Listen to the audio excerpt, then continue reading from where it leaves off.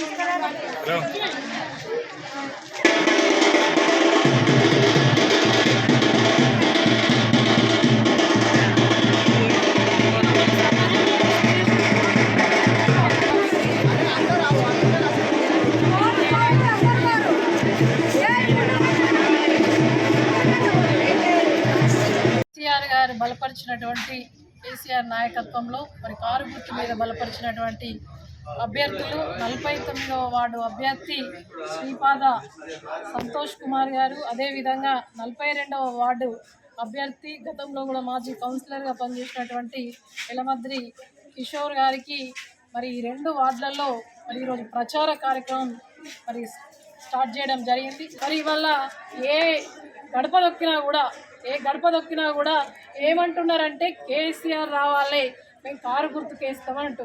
ఎందుకమ్మా అని అంటే చేతికేస్తే మా నెత్తి మీద చేతి పెట్టిండు, మాకు షటకోపం పెట్టిండు తప్ప ఇస్తా అన్నటువంటి 6 గ్యారంటీలు 420 హామీలు ఇచ్చిండు.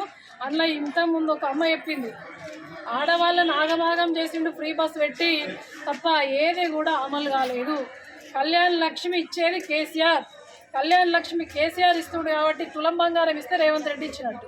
మరి కళ్యాణ లక్ష్మి ఇస్తే మా కారు గుర్తు కోటేయండి అని చెప్పేసి మరి 2 వార్డుల మరి అదేవిధంగా మా 50 వార్డులో ఉన్నటువంటి మరి బీఆర్ఎస్ పార్టీ తరఫున పోటీ చేసే అభ్యర్థులకు మేమందరినీ కూడా ఓటర్లను, పట్టణ ఓటర్లందరినీ కూడా మరి కారు గుర్తుకు ఓటేయాలని అభ్యర్థిస్తూ ఉన్నాం. ఆ బీజేపీ వాళ్ళను, చేతి గుర్తులను నమ్మితే మన జీవితాలన్నీ ఎంచకూడదు తప్ప మరి మనల్ని కాపాడేది మాత్రం కేసీఆర్ ఉంటేనే, కారు గుర్తు ఓటేస్తేనే మనం అందరం కూడా బాగుపడతామని చెప్పేసి తెలియజేస్తూ తప్పకుండా మన టీఆర్ఎస్ కారు గుర్తు పైన ఓటేసి గెలిపేయాలని చెప్పేసి ఓటర్లందరినీ కూడా పేరున వేడుకుంటాం. Thank you.